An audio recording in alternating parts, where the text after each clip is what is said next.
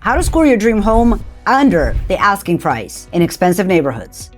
Don't let realtors fool you. Well, I'm about to blow that myth to pieces and show you exactly how to get your dream home under asking price even in 2026. Stick around because what I'm about to share will save you tens of thousands of dollars. Hi there, I'm Gurfinkel, Senior Loan Officer with 30 years of experience and over 2,000 families served over my lifetime. And I'm here to give you the brutal truth about real estate that most agents won't tell you because they want you to pay full price. But I work for you, not them. Listen, everybody's been fed this BS that in expensive neighborhoods, you have to pay asking price or above. That's complete fear porn. And I'm sick of people falling for it. The truth is, even with the mortgage rates averaging 6.3 in 2026, time will tell, there are still massive opportunities to get under asking price if you know what to look for. So here's what nobody tells you.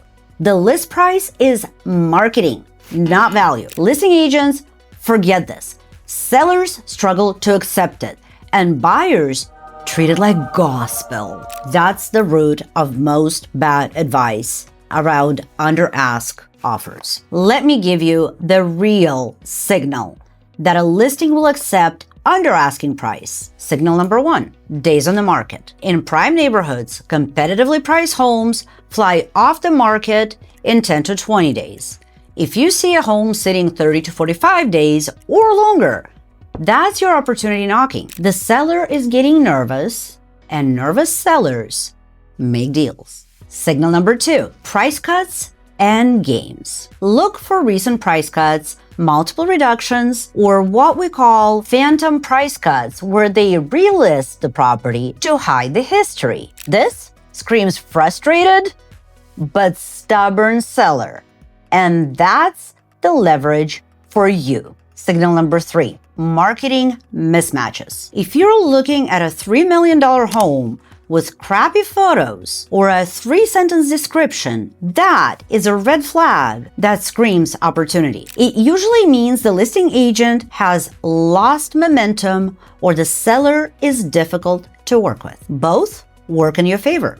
Signal number four, seasonality matters. Homes in South Florida sitting on the market during summer, prime for negotiation. It's all about understanding your local market cycles. Signal number five, the weird stuff. Awkward layouts, dated interiors, niche features like indoor shooting ranges or oversized recording studios. These limit your buyer pool. The more specific the home, the more likely the seller is to entertain a reasonable bird in hand. So let's talk about the real opportunities versus false hope. Real opportunities are flaws you can solve. Dated kitchen, aging roof, cosmetic issues. These create upside if the numbers make sense. But deal breakers are elements you cannot change. Bad location, noise issues, commercial problems nearby. Those are permanent, so don't waste your time. Why do these listings linger, even in strong neighborhoods?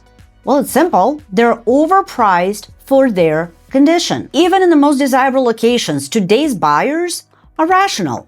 At today's rates, we're not willing to overpay for compromised properties. Sellers who think they can price high and negotiate down usually learn the hard way that this suppresses demand rather than creates leverage. Here is the success rate reality. In markets like Phoenix, roughly 15 to 20% of luxury sales close 3 to 7% under ask. It's common, provided your offer is professional. The key is anchoring to market value, not list price. Now, the balancing act. How to go under asking without killing the deal. This isn't about bargain hunting. It's about clever positioning. An offer 5 to 10% below asking is reasonable, especially with favorable terms like flexible closing, no contingencies, or all cash. But going 20% or more below, that's extreme and will alienate the sellers entirely. Here's my rule. If you're asking for less money, offer more certainty. My positioning strategy focuses on demonstrating my buyer's seriousness and qualifications. Sellers consider lower prices when they believe the deal is solid and will close without the drama. I position it as a trade-off. You may receive a lower price, but you gain a clean offer with flexible terms and a committed buyer. Look, some sellers will not negotiate below ask, and that's fine. Good luck to them. I hope they get everything they want, but it won't be from my borrowers if the price isn't supported by the market. You and your agent should not be afraid to walk away. Walking away is often the strongest and only leverage you have as a buyer. Let me give you an example. I have a client under contract right now. The home they snagged was on the market for 1.5 mil for about 6 months. Apparently, there was another offer that was a lowball, and the sellers were not too keen on it. The vibe was presumably that the sellers are not in a hurry to sell, but the listing contract was about to expire with the listing agent. My clients, my borrowers, after many a discussion, went in and offered just about 10% under the ask, and they got it.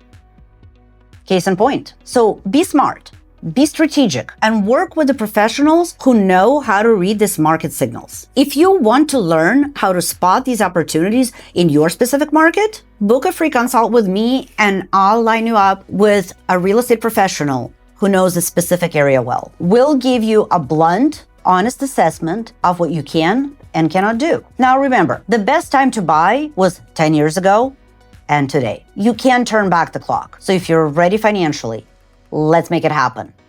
And I'll see you in the next one.